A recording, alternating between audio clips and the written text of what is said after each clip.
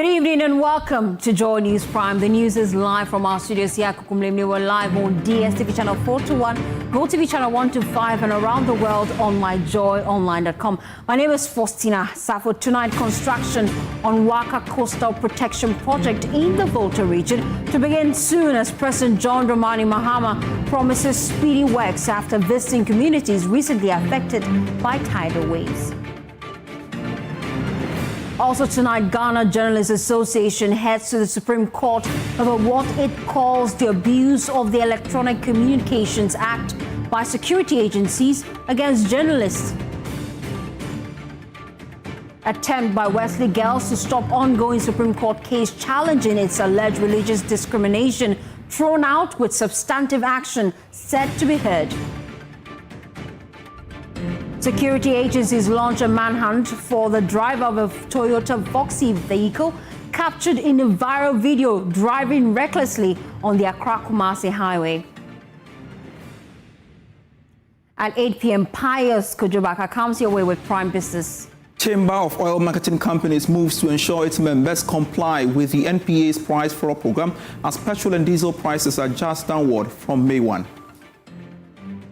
And Musbao comes your way with Prime Sports. We'll bring you an exclusive with former Black Stars player Daniel Perry, who has been urging Carlos Queiroz to keep the core of the Black Stars team ahead of the 2026 World Cup. Remember, we are your home of independent, fearless, and credible journalism. Please stay for details.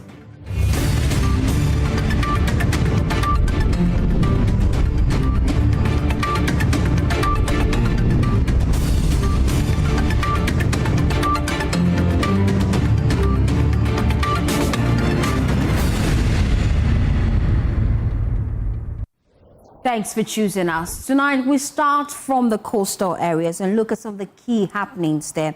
Because coastal communities in the Volta region facing erosion may soon see relief as work under the West Africa Coastal Areas Project is set to begin. President Mahama says delays in 2024 have been resolved and construction will start shortly. The $150 million World Bank-supported project targets vulnerable areas, including Ketu South and Anglonga, with sea defense structures, groynes, and shoreline restoration. Maxwell Gbagba reports.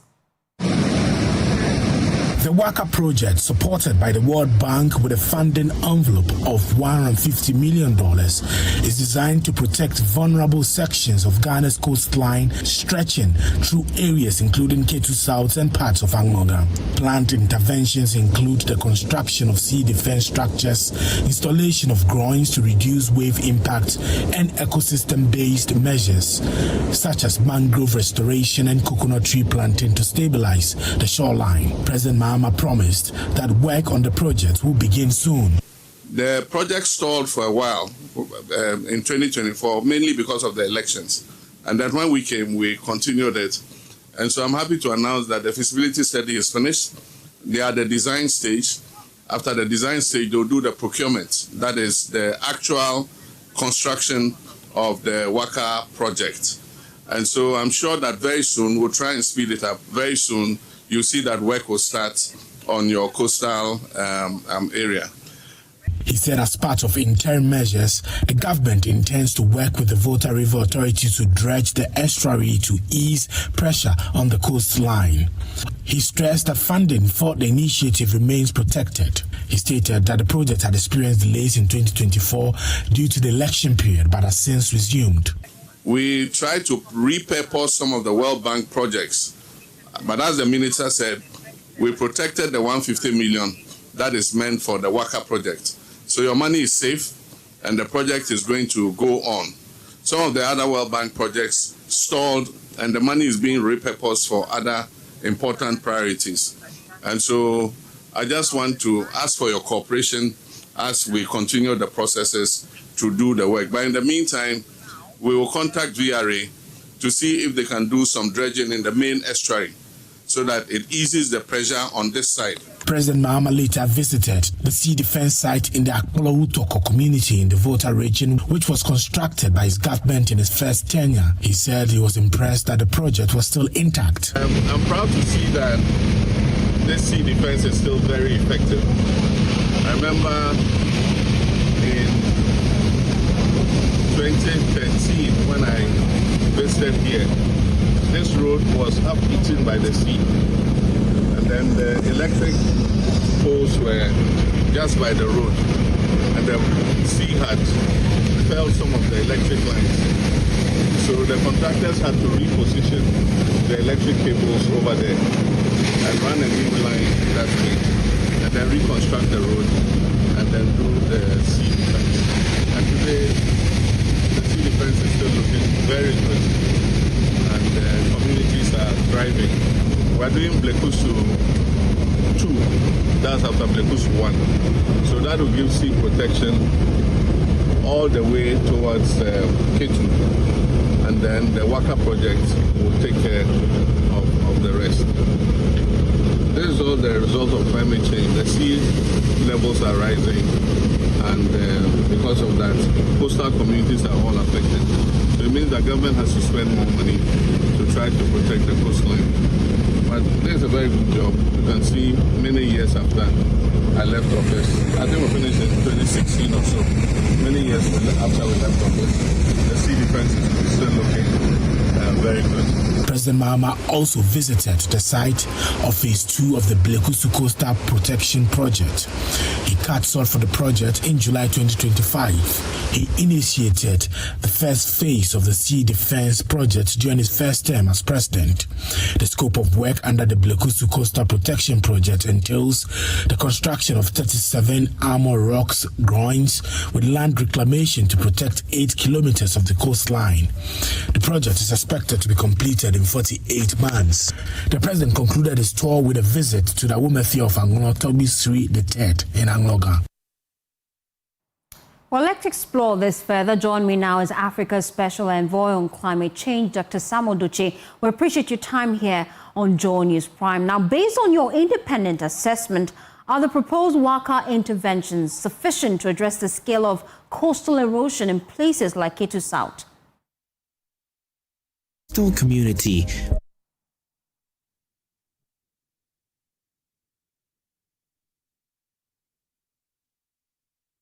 Mr. Duce, can you hear me?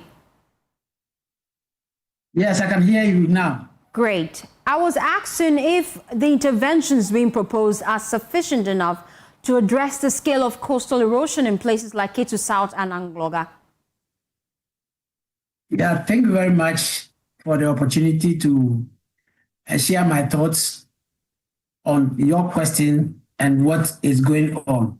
Yeah, I think in the current form of the WACA project, the interventions under the program looks quite good, but in terms of its sufficiency, I think we need to look at it again, because these areas, as you know, they are erosion hot spots. I mean, they are areas that erosion is very severe.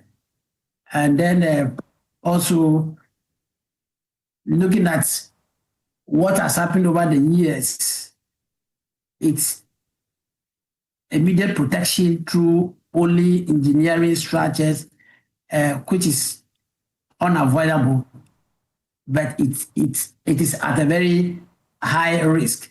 However, let me... Mr. Duce, I seem to have lost you. If you can position rightly, and let's try again. Some experts argue that sea defense projects can shift erosion to other areas. How valid is their concern? The question again? I'm saying that given the project and the impact, some experts argue that a sea defense project of this magnitude can shift erosion to other areas. Is their concern valid? Yes, the concern is very valid, because if you take the coastal, the eastern coast of Ghana, which is a transboundary area, links to sediment flow disruption along the Gulf of Guinea. So that here, if you are looking at only a localized intervention in, let's say, for example, the Ketu area, the Angloga area, you will not address the sediment deficits at a broader scale, because the movement of the sea, it's not only situated within the Ghana's eastern border, but rather it's transcends across the sub-region. So it's very important that this intervention is not done in isolation, but taking into consideration the other West African countries. Okay, thank you so much. So what I want to say, yes, WACA can stabilize. So WACA can stabilize priority zones, but without sediment management strategy at a regional scale, erosion will persist elsewhere or re-emerge over time. Thank you so much, Dr. Samuel Doche, for your time here on JoyNews Prime. Away from that, an attempt by management of Wesley Girls Senior High School to stop the ongoing construction and constitutional action challenging its alleged religious discrimination has failed, with the Supreme Court now set to hear the substantive matter. Wesley Girls is accused of discriminating against Muslim students by banning them from praying and observing other religious rites. Private legal practitioner Shafiq Osman is asking the Supreme Court to order the school to allow Muslims to manifest their religion in the school. There's more in the following report. Can a publicly funded school ban Muslims or prevent Muslim students from freely exercising their faith? That is the big question currently before the Supreme Court. Private legal practitioner Shafiq Osman, who filed the action, insists that a school cannot conduct its business in a way that fundamentally infringes on students' right to religion. The allegations at the center of the case are that Muslim students at Wesley Girls are barred from wearing a hijab, barred from fasting even during Ramadan, and barred from observing their Islamic rites, including the 5 daily prayers. In April 2021, the controversy broke into national storm when a Form 1 Muslim student was forced to eat when she was fasting. The Ghana Education Service at the time directed schools to allow students to fast if they had parental consent. That apparently did not end the supposed religious discriminatory practices by the school. Parents and former students continued to report the removal of hijabs from school uniforms, and Muslim girls still being required to attend the daily Christian chapel and Sunday evening service. In December 2024, Shafiq Osman, the private legal practitioner, filed the action at the Supreme Court demanding a declaration that the school's policy prohibiting Muslim students from practicing and observing their faith violates several provisions of the 1992 Constitution as well as international human rights standards. The Attorney General rejects the assertion that the school's policies are unlawful and argues that Wesley Girls Senior High School established and operated that the Methodist Church of Ghana, despite receiving public funds, is entitled to maintain rules that is consistent with its Methodist heritage. Kwekwa Santi joins me in the studio. He's a member of our legal affairs desk here at JoyNews. He went to court today and he joins us with updates. What transpired in court? So Wesley Girls had a big objection. They claim that they cannot be sued because of the nature of the governing board, and for which reason their understanding was that if any person was to be sued, it should have been the Methodist Church, the Board of Trustees of the Methodist Church. They had to be sued when it comes to this matter. We know that the Attorney General obviously did not acquiesce to that demand, although when it comes to the substance of this action, the Attorney General is on all fours with Wesley Girls. And so the Attorney General did have some challenges with that, and ultimately the court has now sided with the view that that case cannot be dismissed as of now, and that Wesley Girls is the rightful party through the Board of Governors to be sued to actually file a defense in this matter. And so Wesley Girls' attempt to have this case tossed out on a technical ground that they are not the rightful persons to be sued has not found favor with the court, and that has been thrown out. What is going to happen now is that the court has now ordered it to file a substantive response to this action in 2 weeks, which will pave the way for the main action to actually happen. And for those of you wondering, this court is presided over by the Chief Justice himself, Justice Paul Bafoboni. It has Justice Gabriel Scott Poorman, Justice Jamefe, Justice Kwewu Teria Kaboafo, Justice Isifu Omoro Tanko Amadou, Richard J. Frimpong, and Sir Dennis Dominic J. It's a stacked court of 7 judges looking at what is really a case that will have ramifications for education sector, Fostina. Thank you so much, Kweku. Still in the court, the High Court has upheld the prison sentence of Rashid Ahmed, popularly known as Wedding MC, for defiling minors, dismissing his appeal against the conviction. The 38-year-old had argued that his trial at the circuit court was flawed and amounted to a miscarriage of justice, but Justice Osei Wusu Ainchi ruled that the objection and the prosecution presented overwhelming evidence and affirmed the sentence. Rafiq Salam reports. Widely known among friends and associates as Anata, he had built a family-friendly reputation as a lovely wedding MC. That image was shattered after more than a dozen under-teens accused him of sexual assault and defilement in 2023. Allegations he has consistently denied.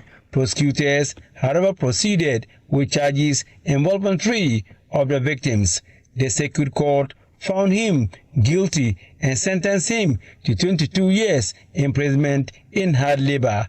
Dissatisfied with the ruling, Anata legal team filed an appeal in the High Court, arguing there had been a miscarriage of justice and citing alleged flaws in the prosecution's case. The state, led by Principal State Attorney Shahid Abdul Shakur, opposed the appeal. He maintained that Anata had engaged in sexual acts with the 3 minors and that the conviction was sound. Delivering judgment, supervising High Court Judge Justice Osei Wusu Ainchi said there was a plethora of evidence from the prosecution proving that Rashid Anata had engaged in unprotected sexual acts with the 3 minors. Justice Ainchi described the appellant's submission as a sham, defenseless, and not candid to the court, citing several inconsistencies. He ruled that the prosecution had proven its case beyond reasonable doubt and therefore affirmed the 2023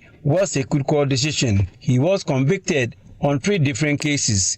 This appeal is just one of them. In that one, he was sentenced to 8 years in hard labor. The remaining 2 will come on June 19, 2026. He was sentenced to 7 years each on the remaining 2 cases.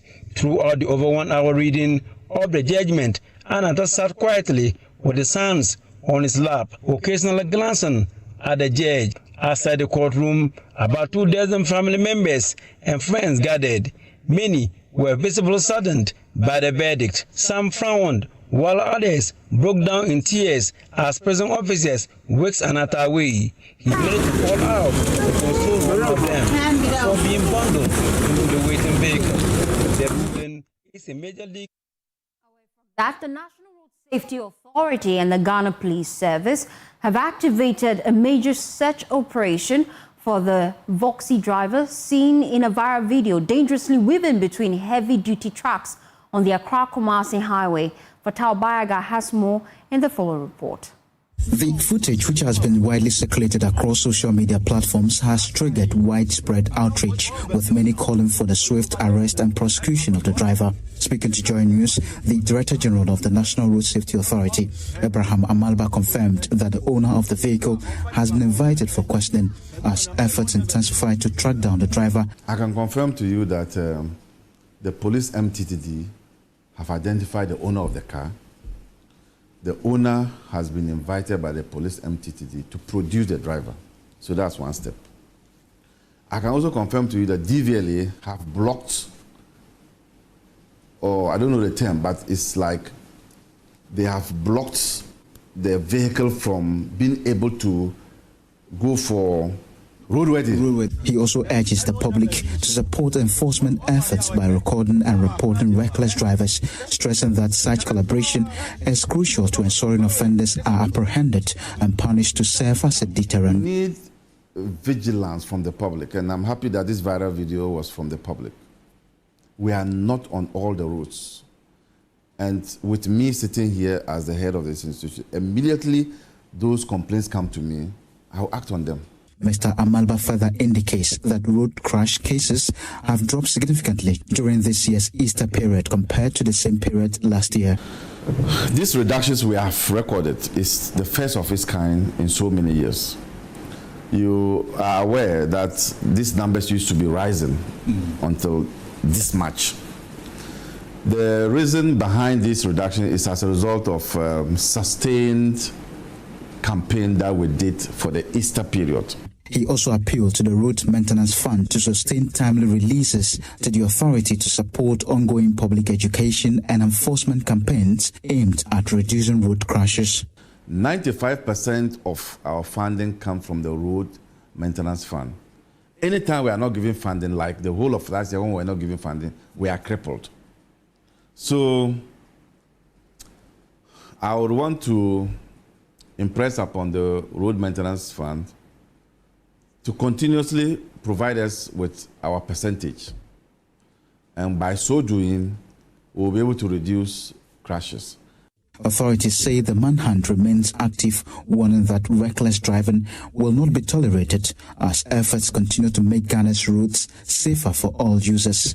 For JoyNews, Fataho Bayega, Accra. Well, journalists say the growing abuse of the Electronic Communications Act is putting their work under pressure, and they are pushing back. The Ghana Journalists Association is preparing to head to the Supreme Court, insisting the law was never meant to regulate journalism.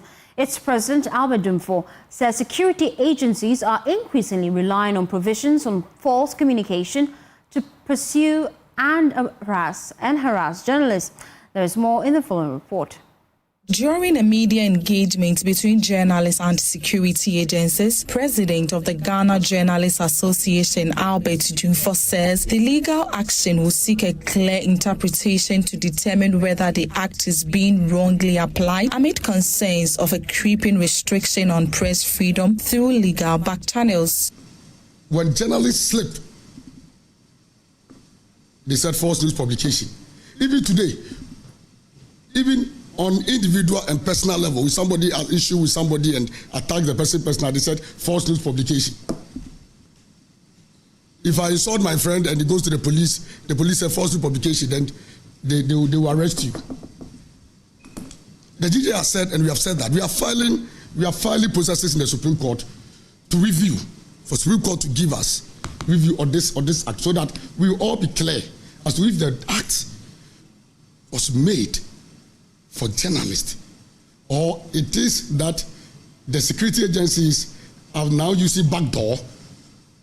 They've now found some solace and comfort in this act and using it to go after journalists in this country. The Ghana Police Service has also pushed back against claims that security officers often impede the work of journalists through intimidation. Juliana Obing is the Director of Public Affairs at the Greater Accra Regional Police Command. Because they do not just break the protocols of journalism. It goes beyond just breaking protocols of journalism and the ethics of journalism. So, Mr. Jumfo, please, much as you want to attack us, concentrate on your people as well. Cheap labor is becoming too much. There are lots of journalism schools now. Please let them go through proper professional.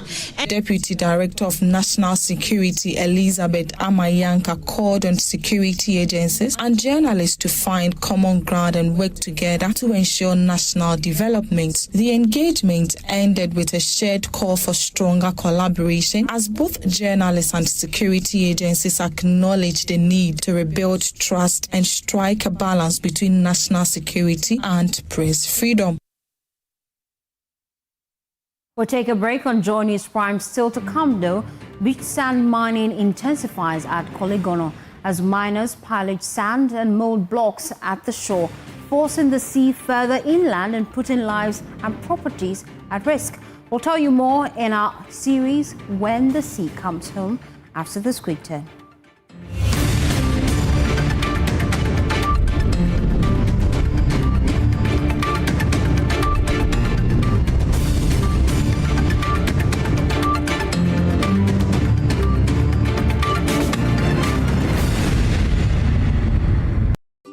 Charlie, welcome back. The malaria really knocked you down, eh? Charlie, no joke. Fever, headache, vomiting, loss of appetite. I couldn't even eat my usual fufu. You and your fufu. But I hope you got tested before the malaria treatment. Yes, I did. And thanks to Malatu, I kicked out malaria one time. When malaria strikes, take Mala 2, containing artemether and lumefantrine. Comes in tablets and suspension for effective treatment of malaria. Great to have you back. Thank you. No problem. Mala 2 is suitable for adults and children. Manufactured and distributed by NS Chemist Limited. This advertisement has been vetted and approved by the FDA. Hey, what's up? Life. It's moving so fast. Yesterday I was in class 4. Today I'm almost in JHS. My shoes don't fit me anymore. My voice is deeper. I was watching cartoons, but now they say I'm too old for that. The more things change, the more they'll stay the same. I still love you the same. Come and sit that. In a world that keeps changing, Calipo still keeps making sweet memories. I still love it. Dad, I told you to have a sip not to finish. Calipo food juice drink, making sweet memories. This advert is FDA approved. Guys, do you remember Black Friday last year? The crowd, the excitement, the unbelievable deals. CompuGhana went all out, and you loved every second of it. Well, guess what?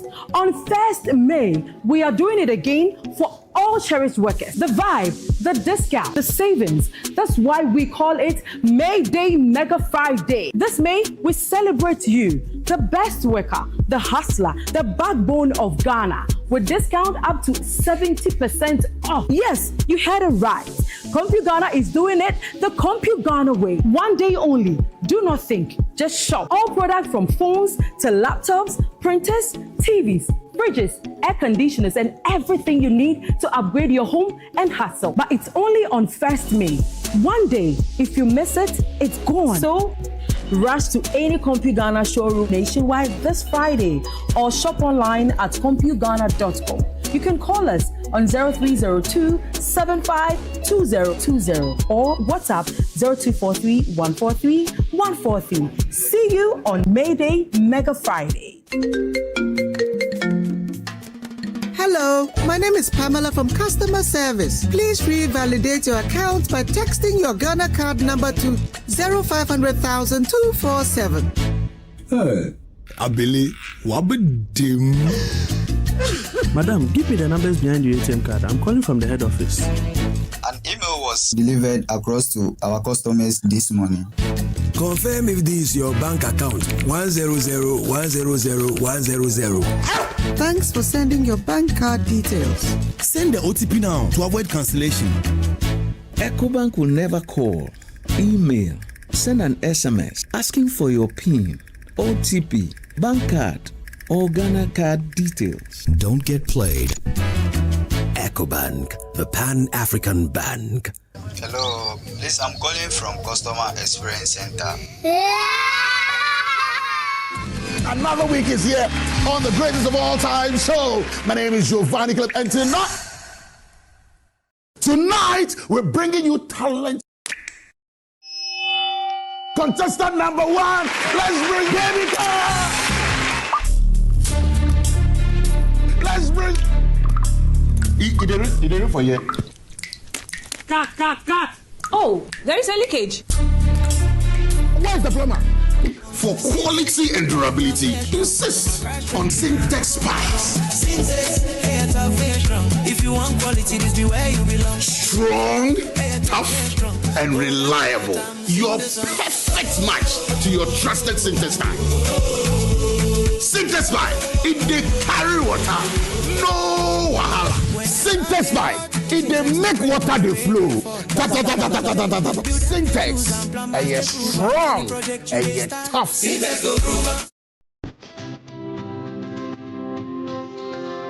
My name is Ochame Kwan, and Alphabet City says I should tell you about the Easter promo. So this very Easter, Alphabet City is giving out 11% discount on the full price of this beautiful semi-detached 4-bedroom. And they are saying that if you are buying within this month of Easter, because of the grace, they are going to give you free solar panels. And I repeat, free solar panels. The Easter grace is available for all. Secure your home with only 20% deposit of the full price of this beautiful home, and it's going to be yours forever.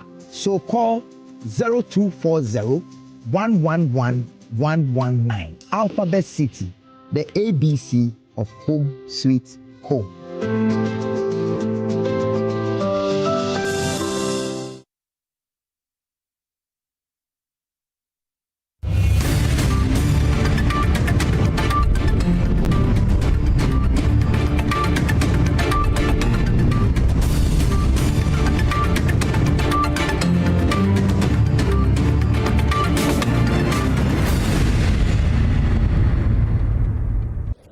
Thanks for staying with us. To other stories now. Beach sand mining is emerging as a new form of galamsey along Accra's coast. One hotspot is Koligono, where miners dig and haul sand daily. Some even molding blocks right on the shoreline for sale. Coastal scientists warn that if these activities continue unchecked, a major disaster is inevitable. Emmanuel Jivenu has more in our JoyNews series, When the Sea Comes Home. Saki Otokuno has worked this beach since he was a child. This morning, like many others, he is back at the shoreline, filling sacks with sand from the same sea he says has always provided for him. Yes, no worries for you. Yeah, be our galamsey. Yes, our rare Accra galamsey for you because our pickets they don't get something for job. If you finish school, you don't get nothing. If you go work, they don't collect you. If you go say you know nothing. Collect sand in my time now. I'll be 46 years guy. I was born 1976, 12 February. I'm from Jamestown, British Accra. I know many things in Accra. The time I start beach camp, that I was 6 years. People they collect sand. They collect sand, I grow, see the sand, no, the sand be Gary, government delivers for us. But the work no longer ends with digging. The sand is now processed right here, mixed with cement and molded into blocks, ready for construction. Jonah is a fisherman, but fishing alone is no longer enough. When the sea does not give, he turns to the beach sand.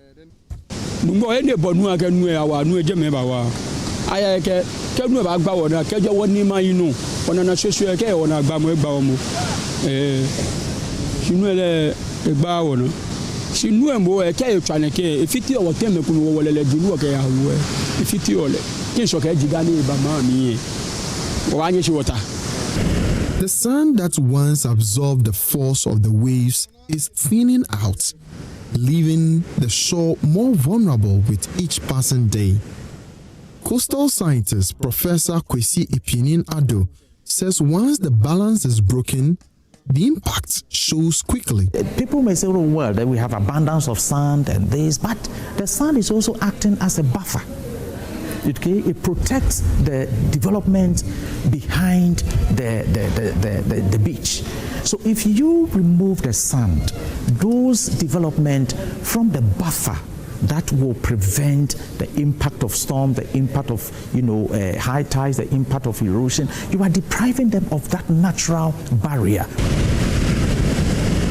The sand is taken every day, and with each load, the coast is losing its defense. The ground is weakening, and the sea is advancing. If nothing changes, a major disaster is bound to happen. Emmanuel Jivenu, JoyNews, Koligono, Accra.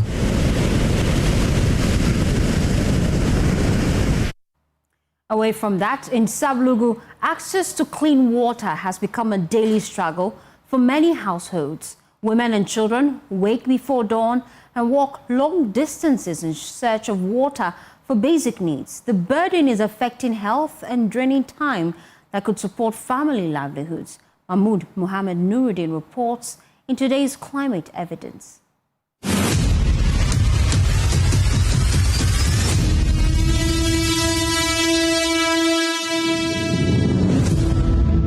In Savelugu municipality, getting clean water is no longer easy for many families. It is now a daily struggle. A resident, Fulera Napari, says the water they collect is not fit for direct use. Access to clean drinking water has deteriorated significantly. The water has become muddy and clay-like, forcing residents to let the sediment settle and attempt basic purification before using it for cooking. Even then, it remains unsafe for consumption. That is the reality for many households. For Abdullahi Asana, a mother of 6, the situation is even more difficult.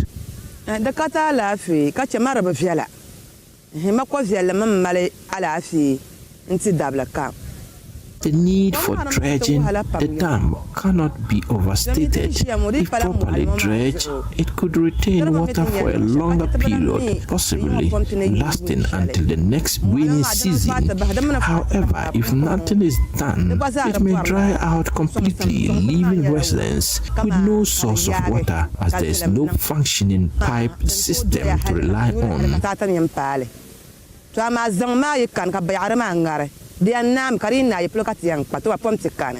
Experts say the situation is getting worse because of changing weather patterns. Rainfall is no longer reliable. Sometimes it delays, sometimes it ends too early. At the same time, rising temperatures are causing water sources to dry up faster. Associate Professor at the Center for Climate Change and Sustainability Studies at the University of Ghana, Agyeman-Rawlings, says, GMET has shown that in many parts of the northern Ghana, the amount of rain that is being received is not the same. In many areas, it's less than they usually get. At the same time, in some places, it's more than what they usually get. And so with that, it means that areas that usually typically should get some amount of rain to farm, they don't get that amount. In some areas, they get a lot, but they are not prepared.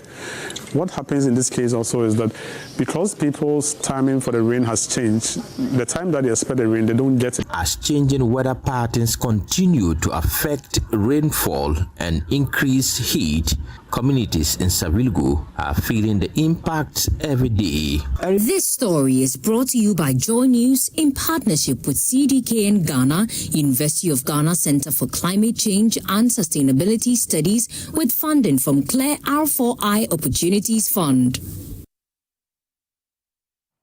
Ghana is moving to streamline its long-term development planning under a single national framework. The National Development Planning Commission says a consolidated plan will be operational by September to guide priorities beyond political cycles. It says the move is aimed at strengthening policy continuity and giving clear direction to state institutions. Michelle Latte reports. The National Development Planning Commission says it is developing a single long-term national plan to replace the current fragmented frameworks. It says consultation across the regions have highlighted key concerns, including infrastructure gaps, skills mismatch, and weak execution. Director General Dr. Audrey Smoke Amoa says the launch of the consolidated plan will take place in September. Enlarge the consultations as we make it bigger. We'll be going to the various ministries, we'll be going to the departments and agencies, we'll be talking to a number of groupings like the private sector and what have you.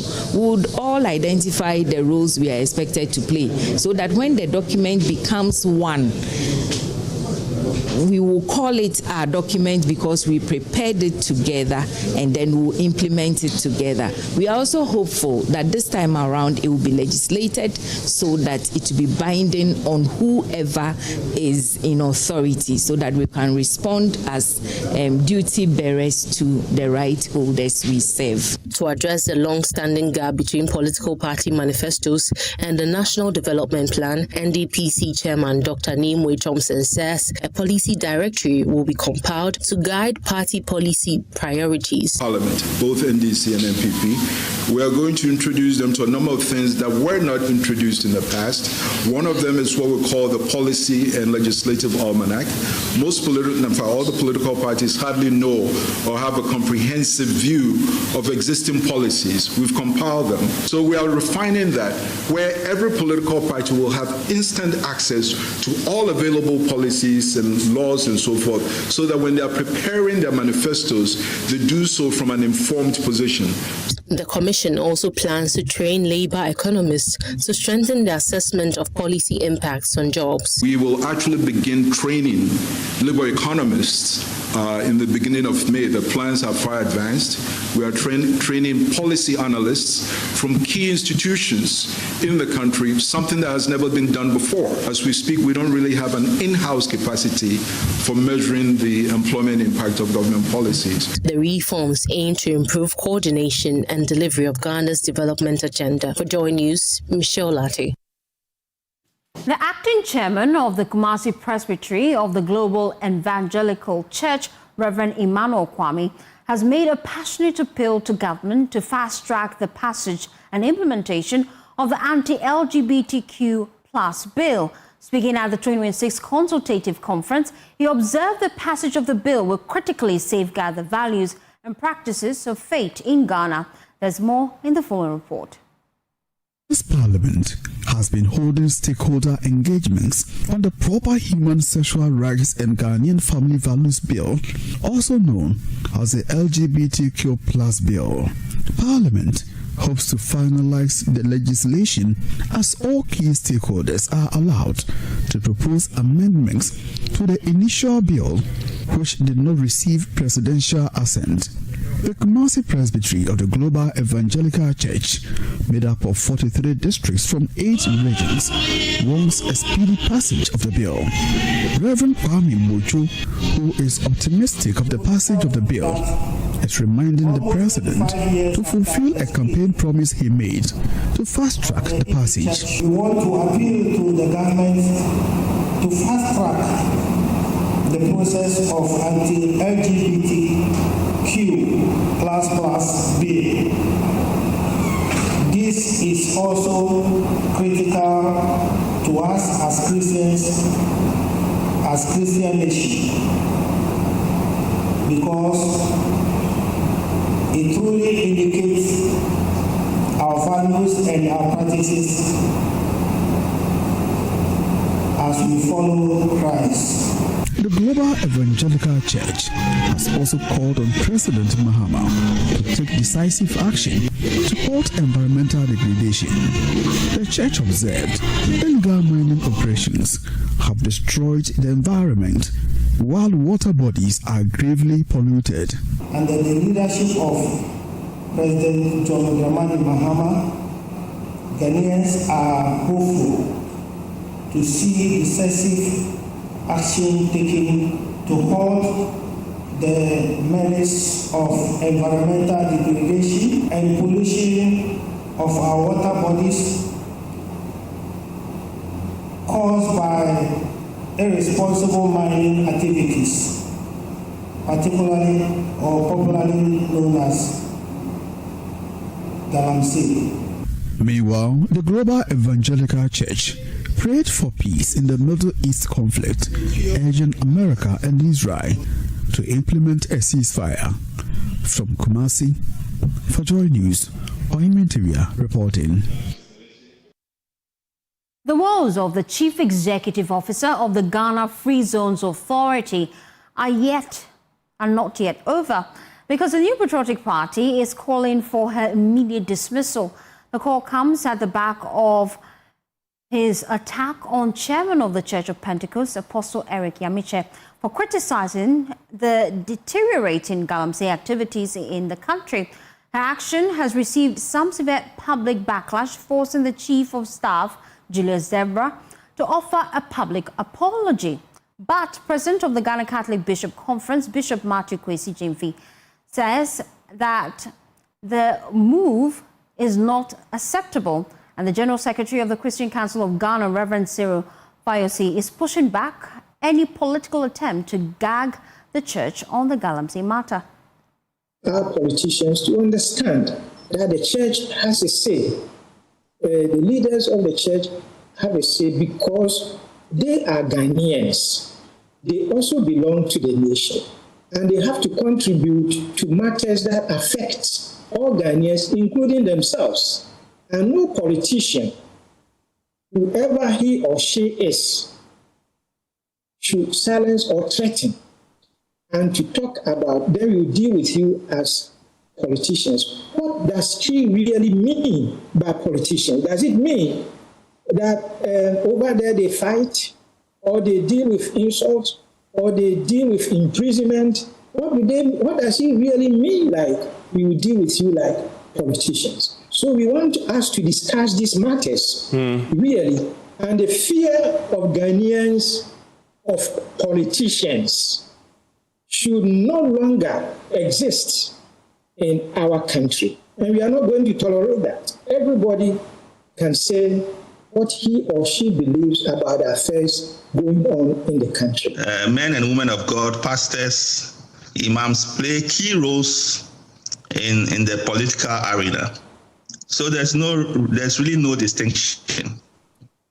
In fact, what is happening is that we, as Bishop said, we are first and foremost citizens of the country. And as citizens, we have every right to talk about things that affect us directly. In other words, we have every right to participate in the democratic process, and no one has a right to gag any Ghanaian citizen. Director of Communications for the NPP, Richard Anyama, says Dr. Mary Owusi must be sacked. The next step, respectfully, I'll appeal to the Chief of Staff to do, having gone through that emotional apology on Sunday, is for him to consider removing Madam Owusi from her post. That is the only way we can mark this moment and say that never again, that we would degenerate our conversation into an arena such as that, especially when it involves a citizen who has every right, protected by this constitution, to express their views on national issues, for a political operative to intimidate them, to appear as if she has certain superior power to silence people from venting or from making input in a democratic discourse. I think that recklessness must be marked in this hour. There was a point in time when Ghana, when we all rejected a certain behavior, somebody suffered for it. And so if I'm considering doing that tomorrow, I should know the consequences, clear that this will be the outcome. And if I do it and I have no one to blame. Majority MP for Ho West, Emmanuel Kwesi-Bedra, has also chastised the President, John Dramani Mahama Ponti, for going overboard with a criticism. Sometimes when we get to political position, it gets into our head and we forget that we're prepared from home. We go to church, we learn, the church principles, and we imbibe those principles in ourselves. And therefore, these, principles should work through us, even in our political spheres. We forget about that. And it gets into our head that power, you think you'll be in power forever. Power is transient. Power will elude you one day and somebody else will come. So take this Galamsey issue, for instance. How will it threaten you? Even the president is fighting against Galamsey. So it is your duty as a member of his government to also help the president to fight it. And so if the chairman of Church of Pentecost come out to say that, the church will come against you or do whatever because you were not able to fight the Galamsey, what do? You would rather sympathize with the government and say, okay, let us all help, than saying that remove your clerical and then enter into the fray of politics. Let's all see. I mean, that was the lowest part. We shouldn't have done that. We shouldn't have done that. Well, to other stories, now authorities in the Oforikro municipality have stepped up preparation for first-time candidates ahead of 306 BC. In collaboration with the Kingdom Conquerors Network International, students have been sensitized and guided on how to stay focused and disciplined. A total of 3,276 candidates from the municipality will sit the exams from May 4 to May 11. There's more in the following report. The student engagement event was organized by the Kingdom Conquerors Network International under the theme The Victorious Army, to address persistent student inability to make up grades into secondary school due to ill preparedness. This year's edition of You Shall Excel Conference for JHS candidates aimed to enlighten, empower and encourage final year junior high school students as they prepare for their examinations. The program also provided guidance on senior high school selection and career pathways post-examination. The Oforikro Municipal Director of Education, Mrs. Dorothy Opare-Beidu, urged students to approach the exams with diligence, self-discipline and a positive mindset, emphasizing emphasizing that these qualities are key to their success. As I was speaking, I told them they are victorious army, and any army has to prepare, so they need to prepare very well. Already we have taught them in the classrooms, but also we need to, they themselves, they should be disciplined and they should have positive mindset. They should know that they can do it. They can do it.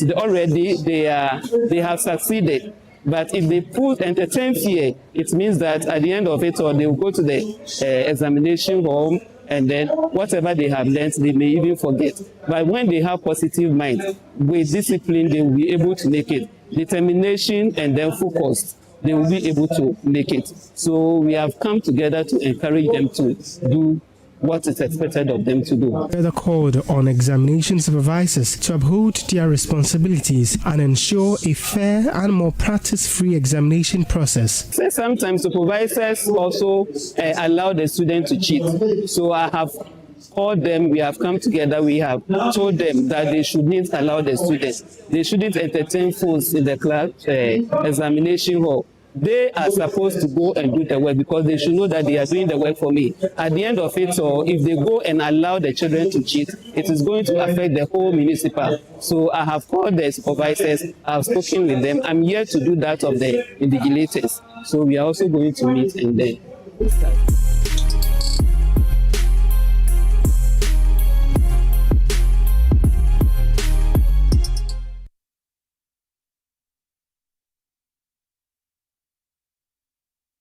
Well, it's time now for Showbiz, and Becky's in the studio. Hi, Becky. Hello to you, Fosti. How you doing? I'm good. Glad to see you. Oh, good to see you as well. You do know that this weekend we have Gigi Brass Band premiering E-Vibes musical band series. I had a conversation with them, and they actually have a show coming up on the 15th of May. It's titled the Feel the Brass.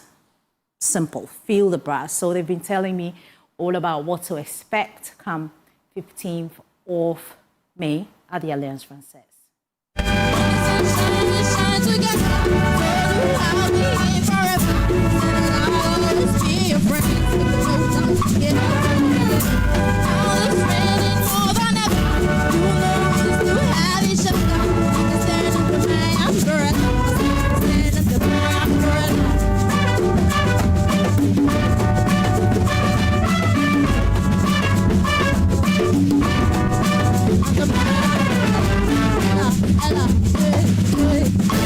So Feel the Brass is our maiden concert coming on the 16th of May at the Alliance Française. Exactly 6 p.m. The show starts at 6 p.m. So tickets are going for 100 cedis and double for 190. Ticket for 5 is 450. You can get the tickets online on the short code *714 *003 *6#. Yeah. So grab your ticket and it's going to be awesome. You can see the title speaks for itself. Feel the Brass. We are having other brass band perform. We are going to have the police band. We are having musicians like Table Sisters. We are going to perform with them. The band Frag is coming. A lot. There's going to be energy from head to toe. So grab your tickets. Now, I was going to ask for the first the maiden edition of Feel the Brass concerts put together by Gigi Brass Band. What exactly should we expect for people who don't know about brass music in Ghana? You know, they're all used to the regular live band music, and this is brass. This is different. What should the people watching, coming from home, think when they're coming to watch you perform? All right. Like all I can say, like you see somebody perform, like you see all those artists perform. We are giving nothing of that short. We are not going less than that. We are giving you the best live performance you can have. This concert is to promote and also celebrate the heritage of brass band music in Ghana. We are doing well, and we want people to see more. Yeah, we are putting ourselves out there, so we are calling on you from also sponsorships and all that. Come on board, let's do this. It's going to be a great one. This is our first one, so it's nice to hop on. I'll have to hop on. Let us feel the brass, though. Sure. What people should expect come 16th of May at the Alliance Princess. Sure. Feel the brass. Sure. Under my umbrella. All the way from Gigi Band, Jay-Z is opening up about longevity in hip-hop, offering rare insight into how he's managed to stay authentic while evolving with age in the genre, often defined by youth. In a new interview, the rap icon reflects on balancing personal growth with cultural relevance and why embracing change, not resisting it, has been key to sustaining his influence over decades. Of what the Clips are doing right now and how it's authentic to them, and they're telling the story about their mom and dad who just passed away and how deep that is, with John Legend singing on the chorus, and like, you know, everything that they've been through is an authentic display, a piece of classic material that it could have came out 96 or come out 2026. It still feels the same because it's real and it's authentic to who they are. Jay-Z ending Showbiz for us here on Joy News Prime. Please log on to myjoyonline.com. That's where you find all the news. We'll be back tomorrow to... would you be here on Friday? No, Friday is a holiday. I know, I'm telling you. Please log on to myjoyonline.com. We'll see you tomorrow, please.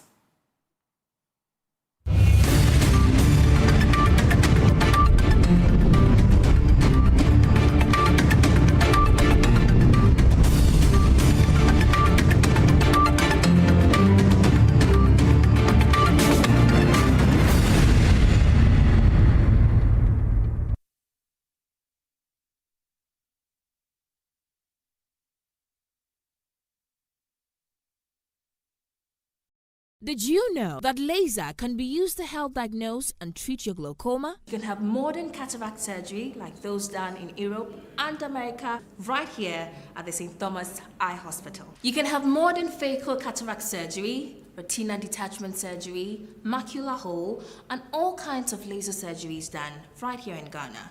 TMC or SUSU. But it's just to tell you, St. Thomas Eye Hospital provides total eye care for you and your family in a serene environment with world-class equipment. Visit St. Thomas Eye Hospital Surgical Center at Mathaheko or their Oxford Street branch. I say, anywhere way, Yentong. St. Thomas Eye Hospital, providing excellence in eye care.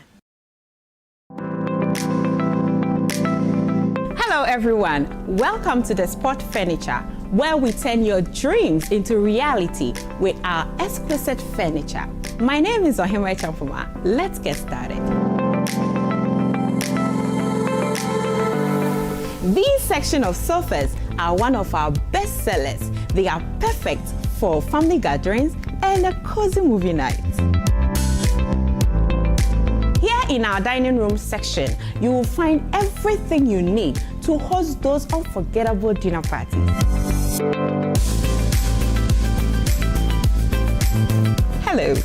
For those of you who love to work from home or just love a beautifully organized home office space, we have impressive home office furniture just for you.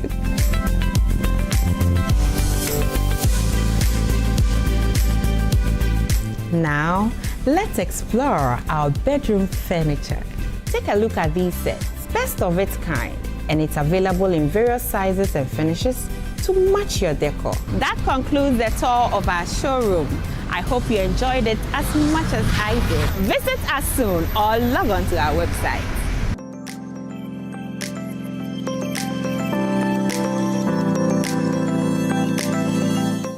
Putting on just the fabric isn't really enough. You have to put on your confidence. I chose this Printex fabric because it symbolizes hope and success because of the color and the texture. Printex. Turn your home and office design dreams into reality. Here at Lesh Fortune, interior design is our passion. Customized interior design solutions, top-of-the-range products such as curtains and accessories, blinds and accessories, trendy for bespoke hotel, home and office furniture, top-notch space design services. I'm the CEO of Builders Estates. When it comes to putting the final touch on all my building projects, I look no further than Lesh Fortune for all my interior decoration needs.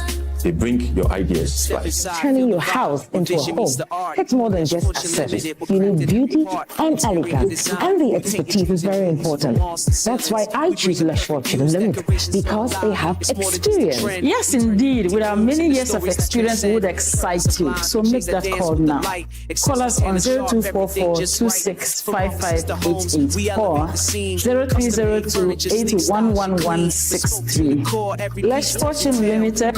Lesh Fortune Limited, unleashing luxury with perfection, one space at a time. Lesh Fortune Limited.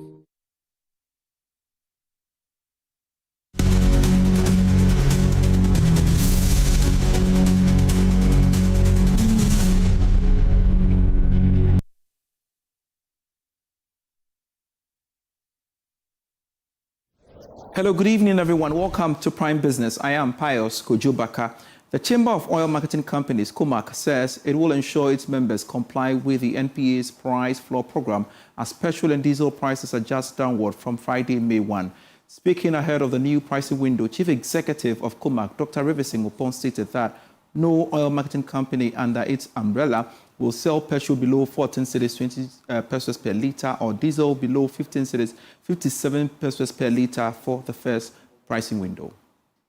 We respect the market, we respect our members' views, we respect whatever everybody think. But let me also say that the MPA so-called indicative price is not the price itself, it is the price floor.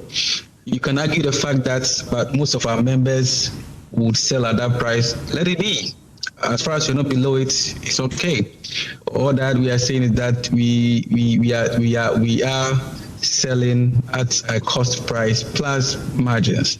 So if you look at what our template is, which differs from what MPA gives, we are looking at a minimum of 14.2 for petrol, 15.57 for diesel, and 17.5 for LPG. This is what we know as an effective price, looking at the price floor or the cost price that MP has given, plus the OMC margins and other costs that comes with it. Away from the petroleum sector, the Bank of Ghana is expected to post a higher loss for last year than what it recorded for 2024. This is based on analysis of monetary measures that took place last year, as well as the larger economy. Details in the following report. Bank of Ghana in 2024 made an operational loss of some 9.4 billion Ghana cedis. However, based on some analysis of some of these monetary actions and intervention taken by the Bank of Ghana, that should mean that it will end last year again with another loss, which could even be higher than what they recorded in 2024. One can talk about measures that it took to try and check inflation for last year. We should also not forget about the same time last year that it issued fresh bonds at a higher rate under its open market operations. This resulted in some serious impact on the numbers of the Bank of Ghana. Again, a strong Ghana cedi brought some excitement to everyone, but for the Bank of Ghana, it had some serious implications on its numbers. But whatever that will be released this Thursday when it comes to the financials of Bank of Ghana, we understand that these operations have not been affected anyway, or its ability to perform its functions. Even there are strong indications that going forward, this year could be a good one for the central bank. All is set for the Joy Business Roundtable discussion to be held tomorrow, 30th April 2026. The dialogue will be live on JoyNews, Joy 99.7 FM, and across all Joy social media platforms at 9 a.m. Details in this report.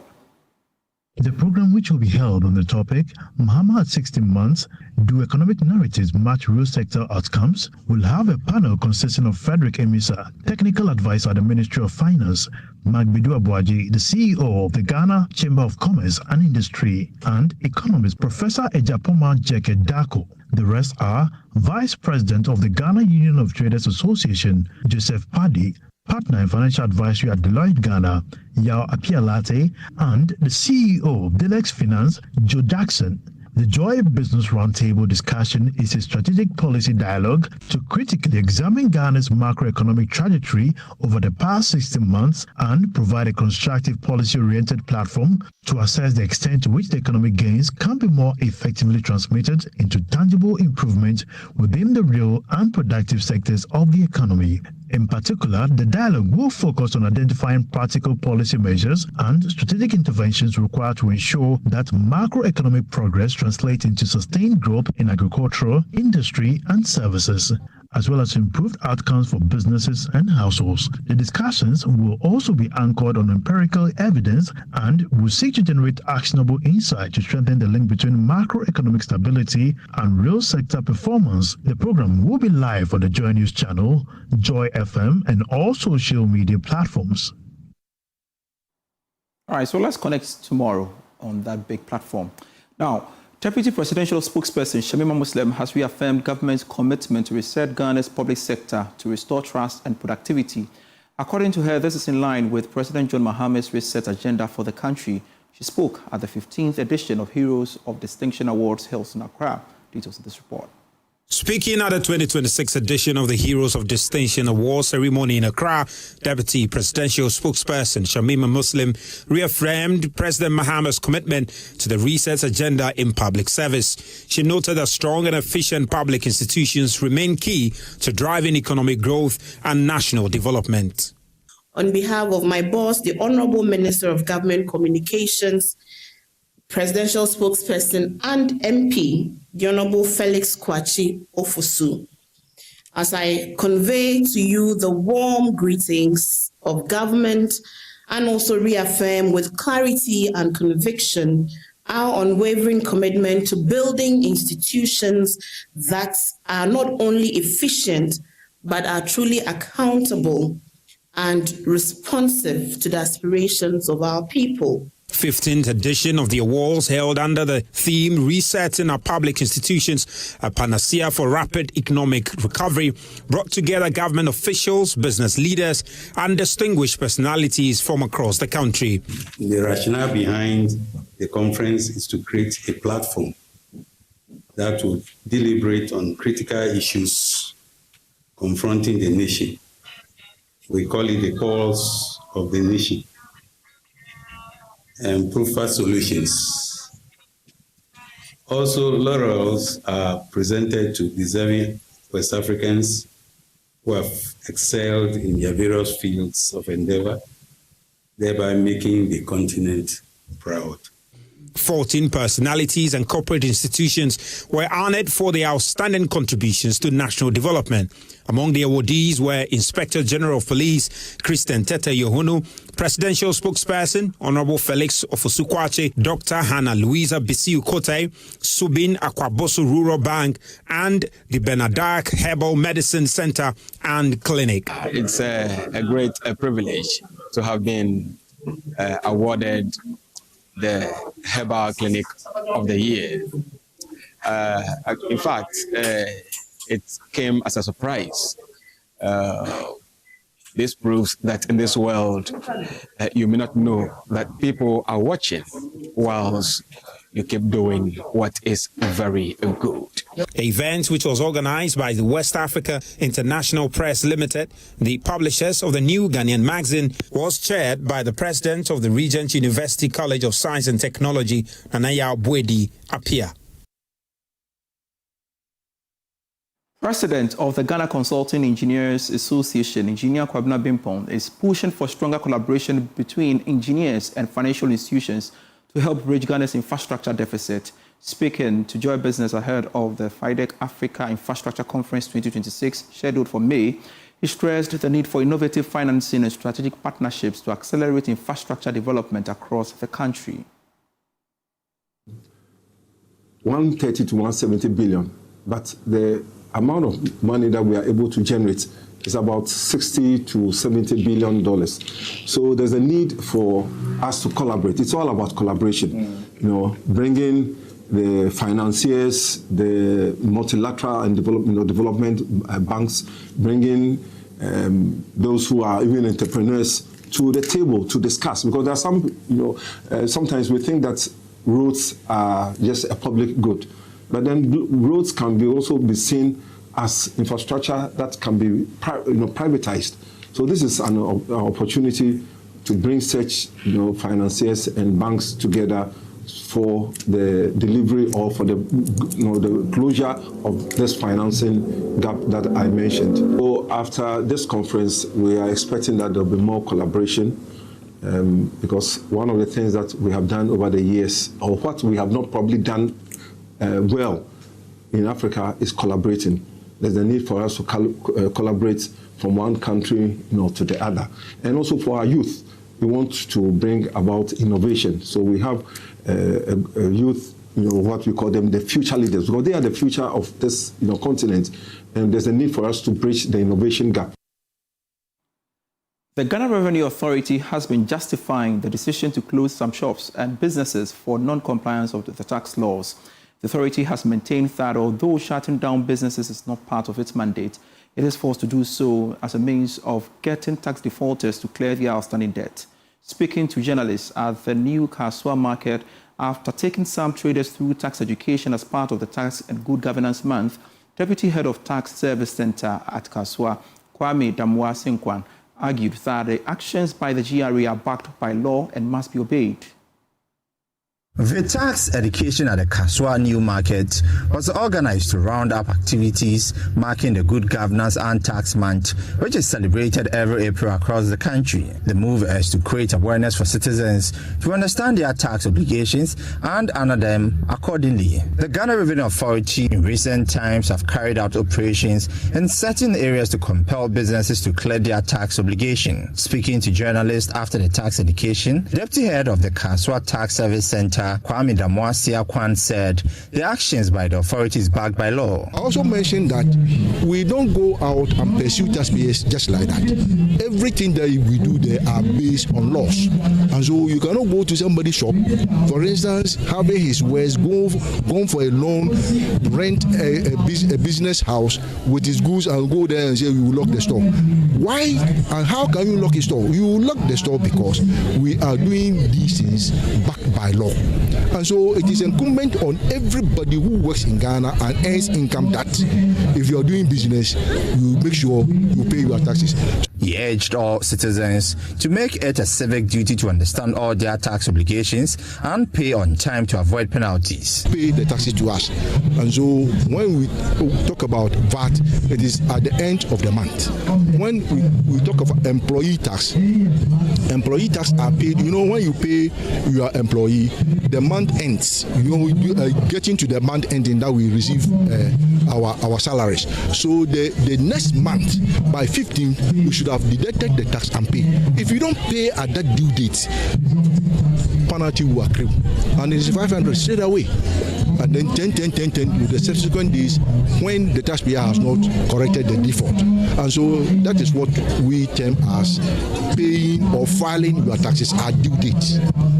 The Good Governance and Tax Month comes to an end this week as citizens are expected to file their tax returns. We are here purposely to mark the celebration of the Tax and Good Governance Month. This month is a Tax and Good Governance Month. It is meant for educating taxpayers on the need to file their returns and also pay their taxes, the right taxes. Oftentimes we realize that it is only those in the formal sector who are paying tax, but those in the informal sector, it is difficult for them to honor their tax obligations.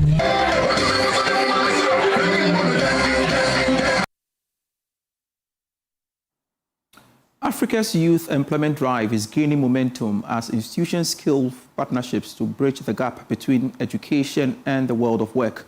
Speaking in an interview at the employer kickoff and a networking event Head of Programs, Impact and Partnerships at the African Talent Company, Agyeman-Rawlings, says aligning young people with job opportunities that match their career progression is key to driving business growth and innovation.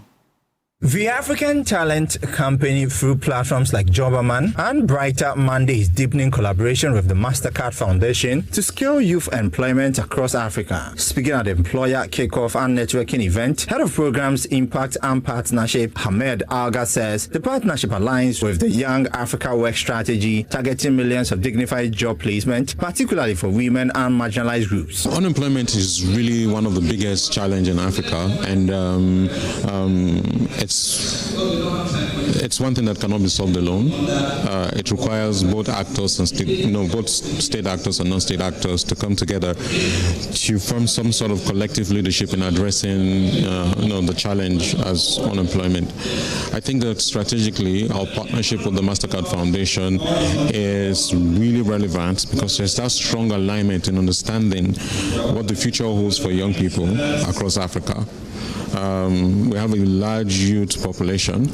We have a lot of young people coming out of universities, but there is that barrier, especially for both women and marginalized groups, that won't enable them reach their true potential because of such barrier.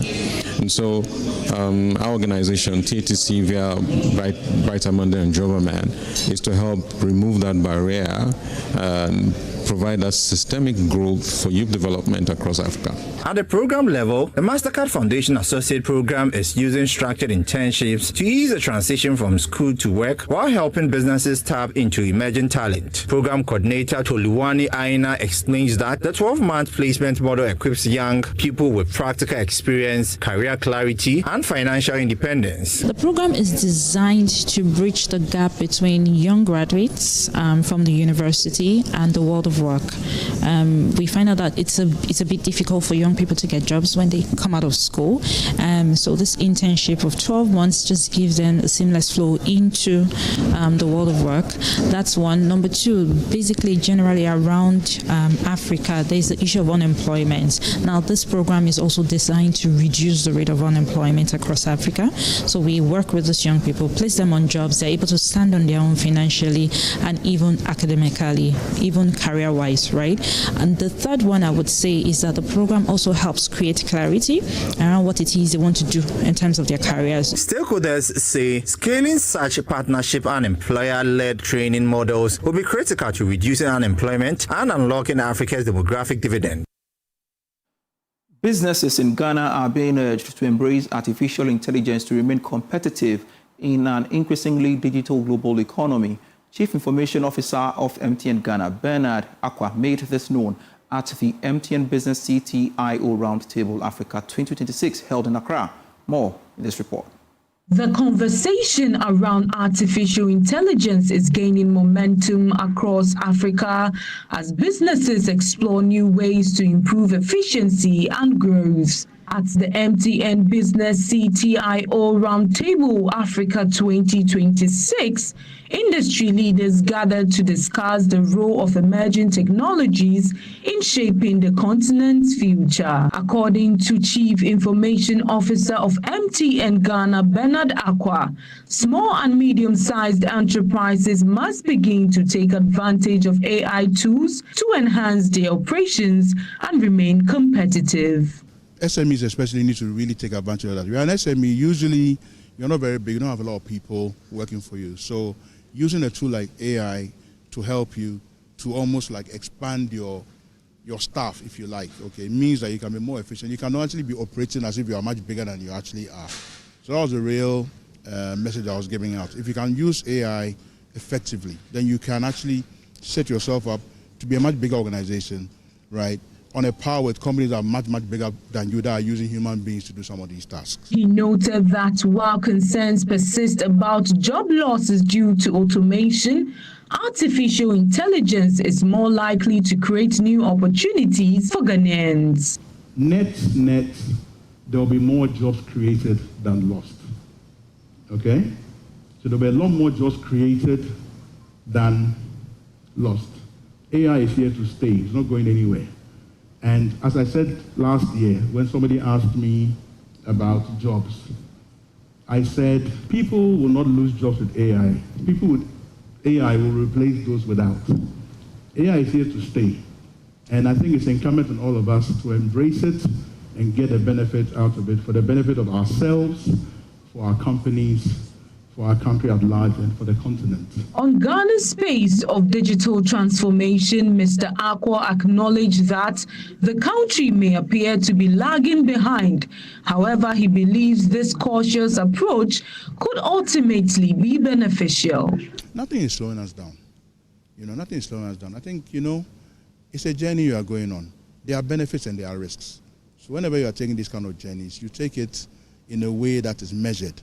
Right? Because the problem with AI and some of these technologies is that if you run ahead of yourself, right, and something goes wrong, the damage will be quite significant. So I think we're being a lot more careful about how we're going about it. I won't say we are behind. And also, if you look at the strategy that came out last week, it's very all-encompassing. It's talking about different sectors of the country being with all parts of Ghana. And I think that's a very strong proposition that came from the government last week. So I don't think we are behind in that sense. As discussions around artificial intelligence continue to shape the future of businesses, stakeholders say the focus must now shift from awareness to practical adoption, especially among small businesses. In more business news, GIZ Ghana, on behalf of the German government, has reaffirmed its commitment to strengthen Ghana's innovation ecosystem, particularly within the informal sector. Head of project at the Digital Transformation Center, GIZ Ghana, David Roberts, spoke to the media at the Digital Solutions Prototypes and Award ceremony. The German government, through GIZ Ghana and its partner GFA Consult, has held a digital solution prototypes and award ceremony to support innovation among informal micro-entrepreneurs. The event marks the end of a 9-month incubation program focused on developing practical user-driven digital solutions for women-led micro, small and medium enterprises. Head of projects at the Digital Transformation Center, GIZ Ghana, David Roberts, says the initiative reflects a strong commitment to building Ghana's innovation ecosystem, particularly within the informal sector. The goal is to strengthen the backbone of innovation in Ghana, especially in the northern region. And this activity today was a very good example how innovation hubs, startups, and other partners in the ecosystem, digital ecosystem, can work together to make promotion, user-centered solutions to bring the North up, to support the micro companies, women-led micro companies, and also to motivate startups to make new innovations to adaptation of certain applications.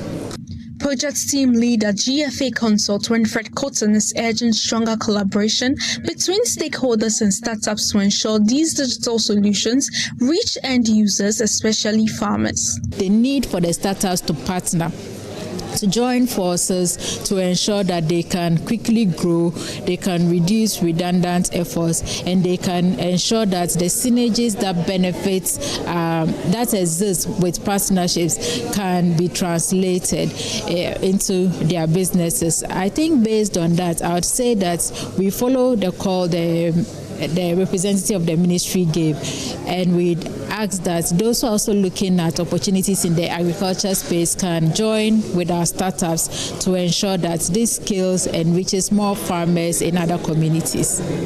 The program supported 12 startups with 6 finalists pitching their ideas for funding. Founder of Agricom Assurance, Derek Awome, emerged as the overall winner. He shared how his solution is designed to tackle key challenges within the agricultural value chain. In 2024, 8 out of 16 regions in Ghana was badly hit with drought, and then we lost a collective revenue of about $2 billion to this situation. And this money is not just anything, but this is the livelihoods of the millions of smallholder farmers who feed our nation. And this is a problem not only special to Ghana alone, but across Africa. So I believe that with the rising of climate change, this is a very dear problem that needs to be solved, and that's what we are working at. So at Agricultural Assurance, we leverage on cutting-edge technology such as satellite intelligence, geospatial mapping, predictive and agentic AI to provide data-driven agricultural insurance to smallholder farmers, protecting them from drought, flood, pest, and disease attacks. First, I'm using a technology to mitigate the impact of the risk, and if disaster happens, the insurance compensates the farmers with seeds, fertilizers, and cash to start again. The initiative is part of ongoing efforts to use digital innovation to drive economic empowerment, especially among women and players in Ghana's informal sector.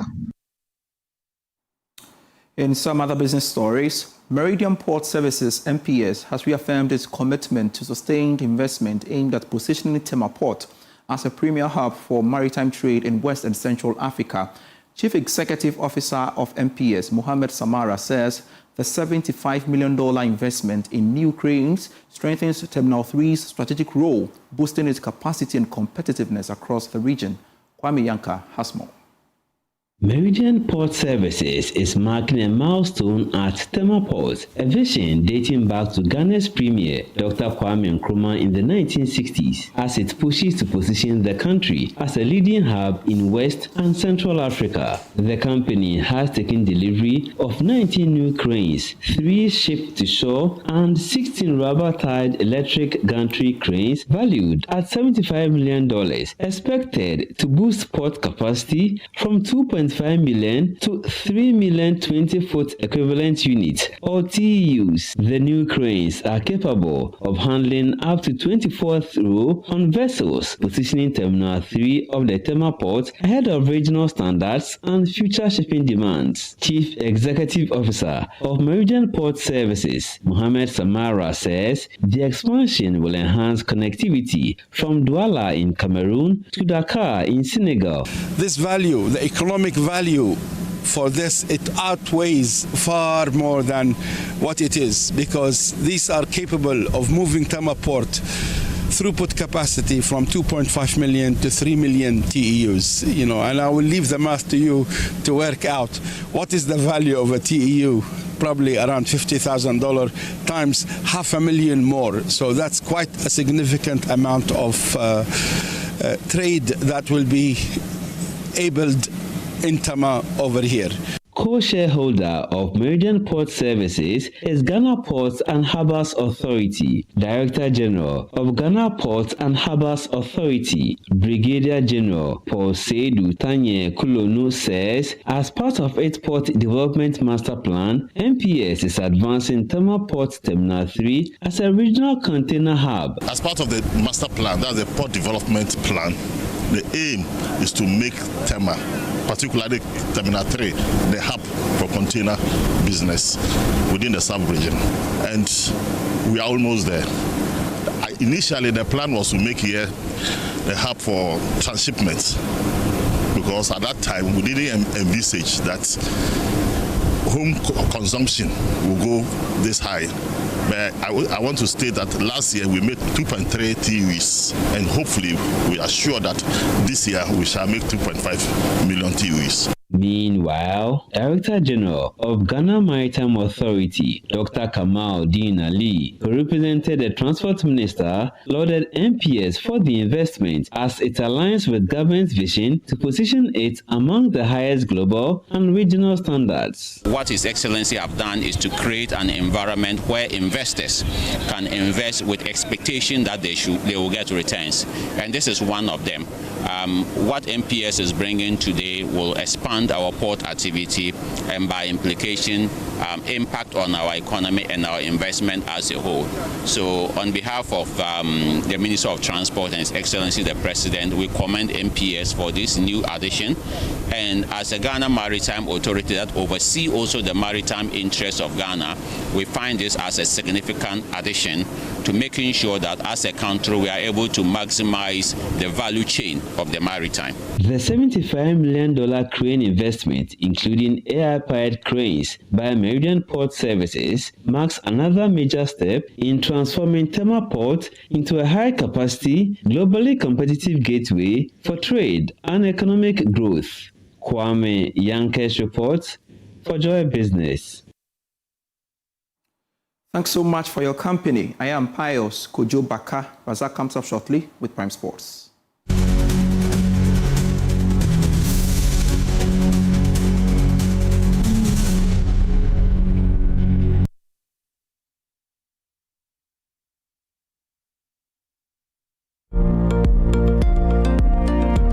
A central bank's job is not passive. It does not simply watch the economy and hope for the best. It has active tools that it uses to keep the economy on an even keel. In this video, we explain the central bank's primary monetary policy tools and how they work. The first tool is the policy rate. This is the interest rate that the central bank charges when it lends money to commercial banks. Think of it as the starting point, the reference rate from which the entire financial system takes its signal. When the bank raises the policy rate, banks pass that higher cost on to businesses and households. People borrow less money circulates. When the bank lowers the rate, borrowing becomes more affordable. Credit flows more freely. Businesses invest. Households spend. This is how the policy rate acts as a signal, not a command, but a powerful influence on the entire system. But how does the bank decide where to set the rate? It looks at the full picture.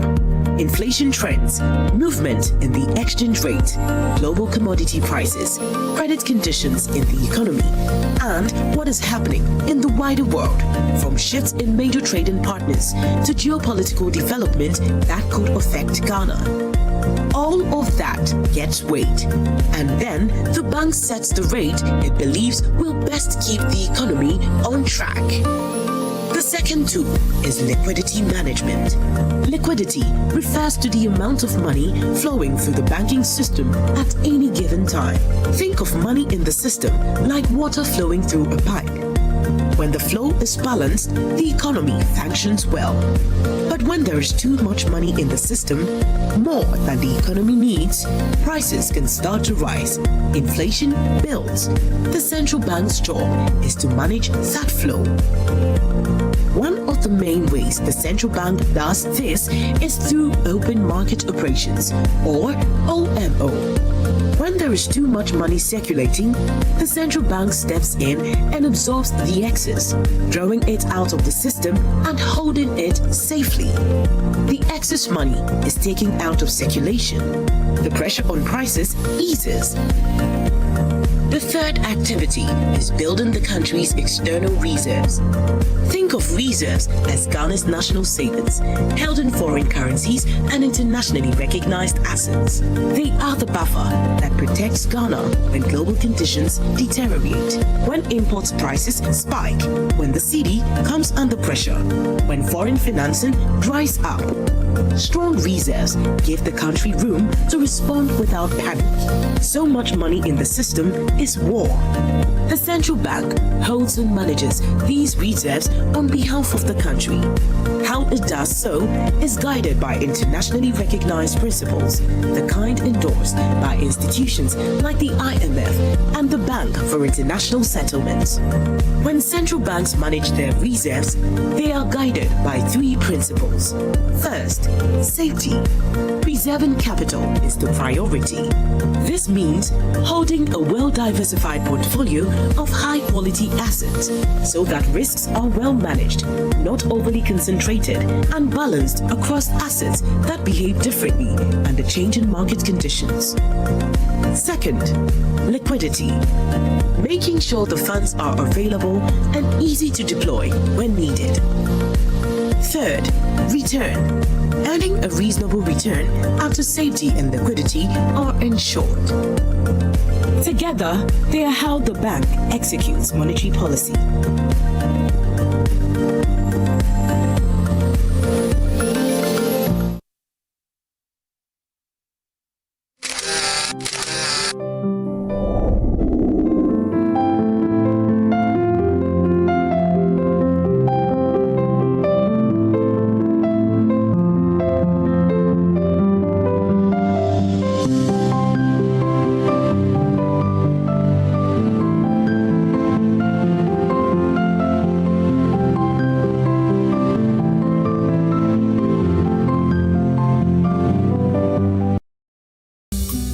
Did you know that Ghana's Children's Act Section 91 clearly says, no person shall engage a child in exploitative labor. That means children must not be made to do work that deprives them of their education, health, or development. Hazardous work that is not allowed. Working in stone quarries, carrying heavy loads as kayaye, hawking on busy streets in the scorching sun, being used as domestic servants in homes, or diving into dangerous waters to untangle nets, rowing canoes for hours under the hot sun, and working all day without food or rest.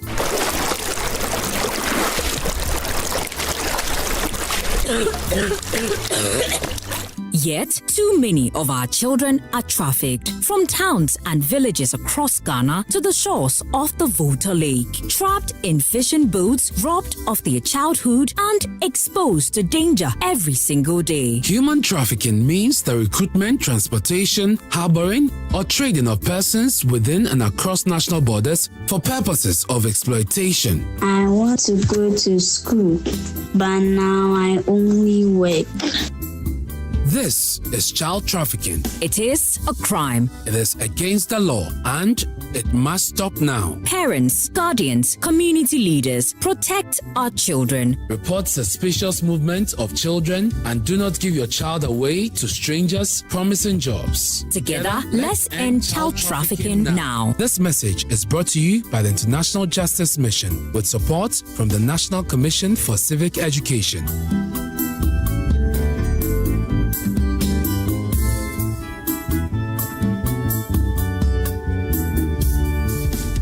Talk hemorrhoids. Hemorrhoids are normal structures located in the anus of all mammals. But it is only man who suffers hemorrhoidal disease because of the erect posture we have assumed and the squatting that we do to empty our bowel. Hemorrhoids consist of a special type of blood vessels which fill with blood when we are moving our bowel and help to cushion the anus against the force of transmitting the stool. Afterwards, they empty their blood, collapse, help seal the anus to maintain continence. Over time, these vessels lose the elasticity of their walls, become dilated, permanently filled with blood, leading to congestion of the hemorrhoids. The symptoms of hemorrhoids are bleeding and prolapse of the hemorrhoids when passing stool, itching and feeling of warmth in the anus and anal discharge. Laser, ligature, and longo are the modern, minimally invasive, most effective and painless methods of treating hemorrhoids today. Winterba Hospital, First Ghana Colorectal Center, in to serve a peculiar health need. Hi, it's me. The one you poke, sip, and hopefully love. I'm your small reminder that growing up doesn't mean growing out of me. Trends come and go, but you still reach for me. I'm not just a drink, I'm that little sip that reminds you life can still be sweet. Calipo fruit juice drink, making sweet memories. This advert is FDA approved. For decades, we have helped businesses connect with their trade partners all over the globe. From Ghana to Burkina Faso, Côte d'Ivoire, Benin, Togo, Senegal, China, Morocco, France, Netherlands, and many other countries. We have made it possible to bring Ghana to the world. We have brought small and medium businesses closer to their customers across the regions in Ghana with our SME support facilities. We have brought relief and smiles to the faces of families with our employee personal loans. With our cutting-edge technology and digital support, we take the burden of complex thinking off you, making life simple. That is who we are, as close as a partner. Bank of Africa. We are indeed the African bank with the global reach.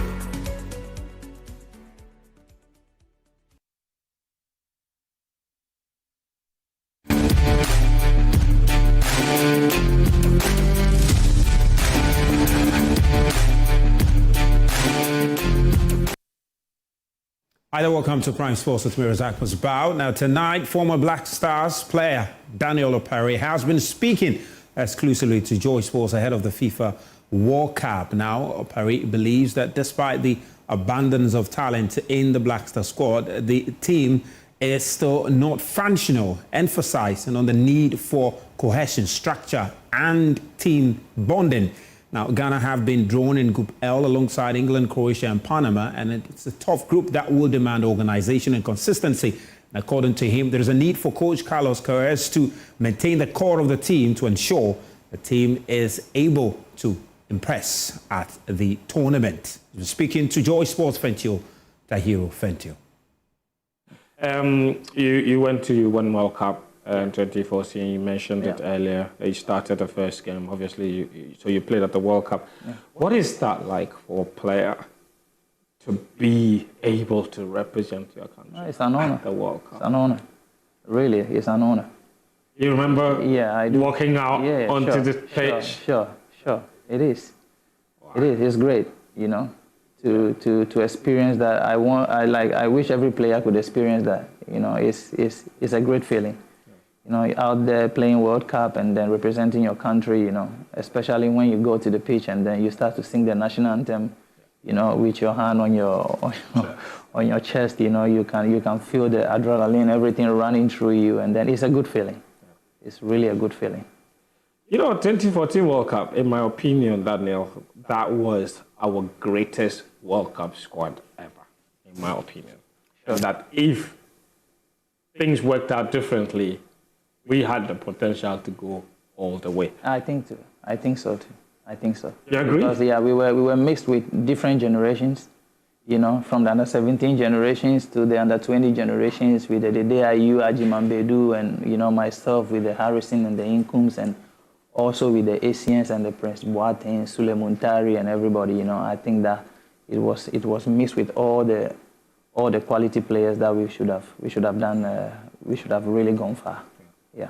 You look back at it, with everything that happened, with a little regret here and there? Yeah, you know, a lot happened at the 2014 World Cup, you know, and then I would not want to blame it on anybody, but I think that we should just, as a nation, we should just do better, you know, both from the federation side to the player side, we should all do better, you know, so it was on us, you know, and it was on the federation, it was on everybody, you know. So, you know, I'm not going to blame anybody specifically, you know, but I think we should do better. Well, we have another World Cup coming. Yeah. You've seen our group, you've seen our squad, you've seen the changes that have been made in the technical bench. And what do you make of a Black Stars team at the moment and our potential at this World Cup? Like I said earlier, we have talents in the team, incredible ones, fantastic players, you know. But I think we need to build a team. We don't have a team. I think we need to build a team, you know. Why don't we have a team? We have talent. Because like I said, sometimes you have talent, but you don't have a team. Yes. You understand? And I'm asking, why don't we have a team? From where you stand? You know, I wouldn't want to go deep, but the only thing I can say is that these players, they need to maintain them for a long time, you know, and then don't try to change. They can change it. Maybe if there is an injury, you know, then they can look into it and then bring somebody that thinks that deserve to be there. You understand? That's the only way we can build a team. That if we keep changing players like the way we're changing our dresses, then it's not going to help. You understand? Because every time when it's like that, it means that you are breaking the team, you know, they are not coming together. So, yeah, we need to keep them. We need to encourage them, you understand? And then put them together for a long time, and then we can build a team. Yeah. USA, Mexico, Canada.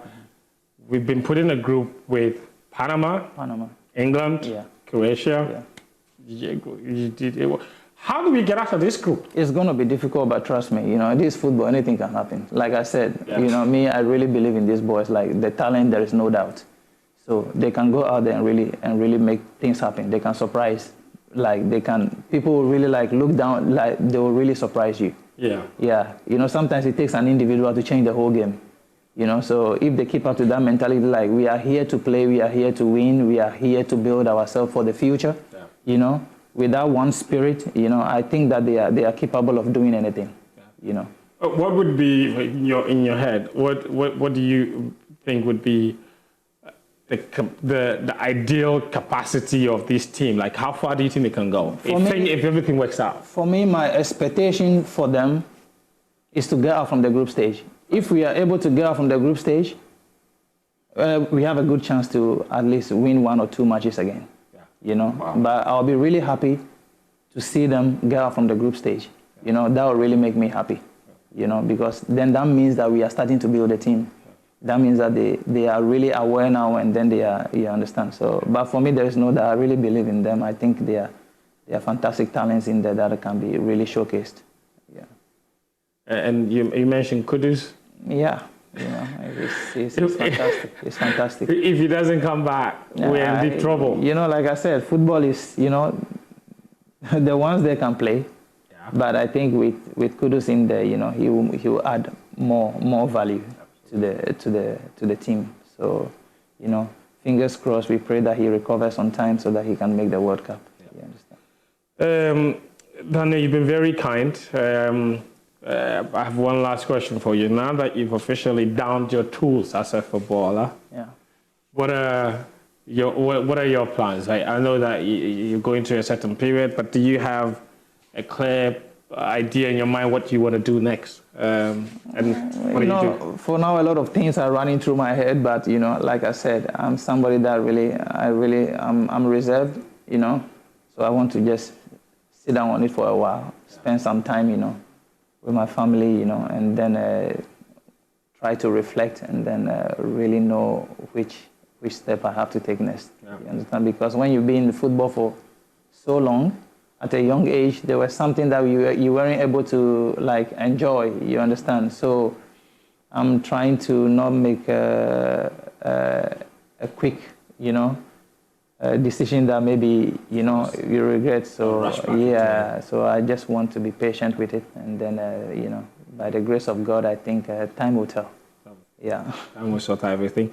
There's a spectrum, but do you see yourself like staying in football, maybe in one of the spectrums of things in football? So like coaching, management, agency, like sure. You know, you want to stay in football? Yeah, because it's part of your life. It's something that you cannot stay away from. You know, when I've been doing this since I was 10 years. Yes. You know, so that's all I know. So, you know, to stay away from football, I think that will not be possible. You know, it's my life, you know, so yeah.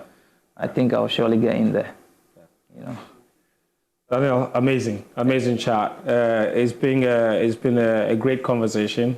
So I just want to say a big thank you for agreeing to talk to us, and we wish you the absolute best of everything. You came 10-year-old from the very beginning, 15, 16, you started to serve this country. Every opportunity you had, you represented the country with pride. You gave your heart and soul to this country. You did everything every time you pulled on that jersey. There was never a time where I watched you and thought this guy was not fighting for the badge. And for that, I want to say on behalf of Ghanaians, a big thank you to you for your service to this country, for the joy you brought to multiple homes in this country, and for all the amazing things, and for putting yourself out there, your body, all the injuries that you've suffered, and everything that you've sacrificed in order to get to this point. May God bring it all back to you in tenfold. Amen. And continue to make you greater. Thank you so much. Thank you very much. Thank you so much. I really appreciate your words. It makes me emotional, but it's really good to hear that. You know, sometimes I think we need to be appreciated. You know, because we put ourselves out there. You know, through all this pain, and you know. So I really have a message for the federation that they should do well and be checking on the ex-players, especially, you know, those that really like, you know, they should try as much as possible to give them the respect that they deserve, you know, because without them, I think that it wouldn't have been possible, you know. So, you know. Absolutely. So God bless you. Thank you so much. Thank you so much. Thank you. I hope you enjoyed the chat. Thank you so much for staying with us. We're back again next time with another. Until then, cheers. Thank you. Yeah, that's former Ghana defender Daniel Paris speaking to Tahiru Fentio. And of course, the conversation is going to continue on Friday, where he reflects on his career with the Black Stars. Even he had an opportunity to even play for Real Madrid. He spoke about that extensively, even his relationship with Harrison Affle and a few other Black Star players. So we'll bring you that full version on Friday. But let's talk about the Black Queens, because they have been drawn to face the winner of the preliminary tie between Mauritius and Djibouti in the second round of the African qualifiers for the women's football tournament at the 2028 Los Angeles Olympic Games. Now, we do understand that the draw, of course, was conducted earlier today at the headquarters of CAF in Cairo, Egypt. And Ghana, of course, have received a bye from the first round by virtue of their continental ranking. The Black Queens at the moment sit third in Africa and 59th in the world, following FIFA's latest ranking. And that ranking apparently has placed them alongside Nigeria and South Africa among the highest ranked sides exempted from the opening round. So it's going to be a long journey for the Black Queens as they look to qualify for the Olympic Games. Now, the 2026 International School Tennis Tournament is also set to kick off this Friday at the University of Ghana Stadium and Wellness Directorate. And joining me in studio to shed more light on this exciting event is Frederick Ando. Frederick, good to have you. And I've also got the team leader and the coordinator, Margaret Obaya, also in studio. So, guys, good to have you. Really good to have you. Frederick, let's talk about this event. First of all, Schools Tennis Tournament. It sounds interesting. How did you come about it? So the International Schools Tennis Tournament is actually an annual event that we do every year for all the international schools within Accra. So the whole vision and the whole thing came up from an idea or an inspiration where kids train on Saturdays. Where would you exhibit your skills? Maybe you'd be able to have the opportunity to defend or exhibit it in your school. So that was the whole idea about organizing this event. Amazing. Let's talk about this year's event starting on Friday. Which schools are participating, first of all, and what's the format going to look like? Okay, so I think we've got about 10 to 15 international schools. Okay. Some are from clubs and some are from, we have some from a Lake Tennis Academy. So we're going to play, we have draws which have been done. So we've got under 10, we've got under 15, we've got under 18, females and males. So basically draws are ready, and then the players know that they're going to play, so then they're all ready. We're starting 9 a.m. sharp at the University of Ghana Sports Directorate. How's the excitement been among the students? Because I'm sure you've been interacting with them, getting feedback. Yes, about that, it's been, I think it's more exciting than last year's tournament, because this time we've got defending champions, we've got seeds. They are ready to come back and then show that can they actually take it again, or they've got more competitors to take it over from them. So it's more exciting because, I mean, they've got something else more to show. And then also we've got bigger sponsors, we've got Joy Sports covering. That is big. A very great that is big. So then again, we're excited because the kids are ready and they're excited about it, because this time it's more schools, more kids. It means that more competition. In terms of the growth of tennis in the country, to what extent do you believe this event can help in that regard? Okay, so in terms of growth in sports, especially with these events, is actually going to help us a lot in terms of athlete development. When we look at these young kids being able to step out there to defend their schools, to be able to put tennis on the map, is actually a very good opportunity for them to show that tennis can actually go very far, not just here, but then globally. Yeah. Is there anything unique about this year's event? I mean, it's quite unique. It's a lot, because it's a 2 days non-stop tennis. So Friday and Saturday. Friday and Saturday, which is the 1st and 2nd of May. It's a 2 days non-stop tennis from different internationals, like I said, like of GIS, SOS, Roman Rage, Orion. I mean, we know all the international schools across Accra. They are ready to, fight to win the title. Some are there to also defend their title as well. So that's something unique about it. What are the prizes looking like for the winners this year?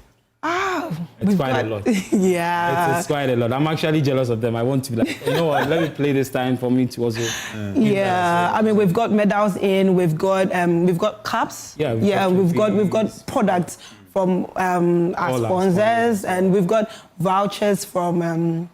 we've got one voucher for a dinner for the winners family. They get to play paddle on the side. I mean, it's quite big. With the prizes for them, it's so interesting. It's amazing.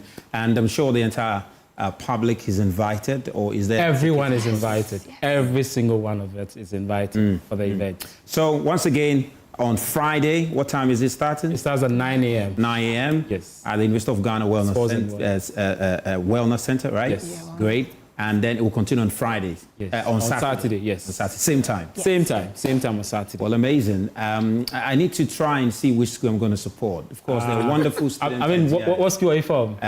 We are the DA. Okay. That's quite good. That's quite good. Anyway, well, Champions League action is unfolding between Arsenal and Atletico Madrid, and it's currently 1-1 at the moment, and we'll give you more update in our subsequent bulletins. That's all we have for you tonight. My name is Razak Musbao. Thank you very much for joining us.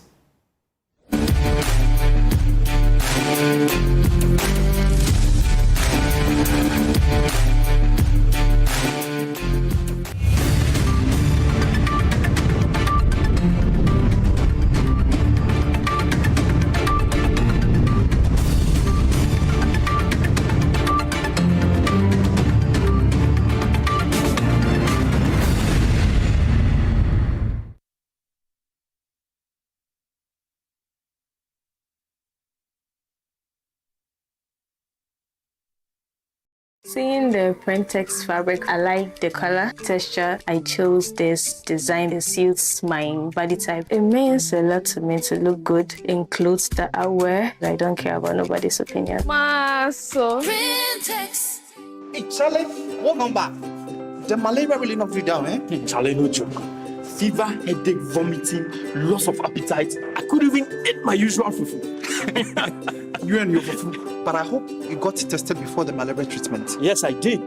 And thanks to Malatu, I kicked out malaria one time.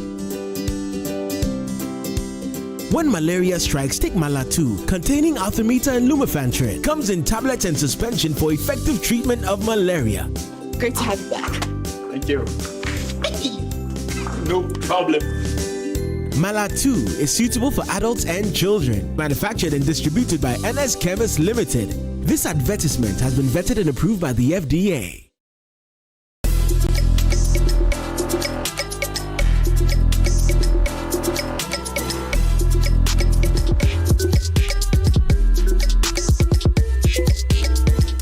Eye bribi kitua bi na yede bo nya ye do ho ban.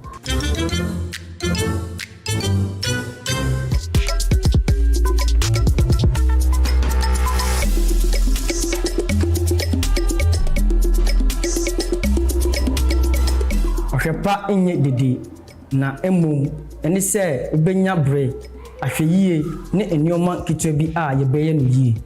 Oja ahweye hye asefe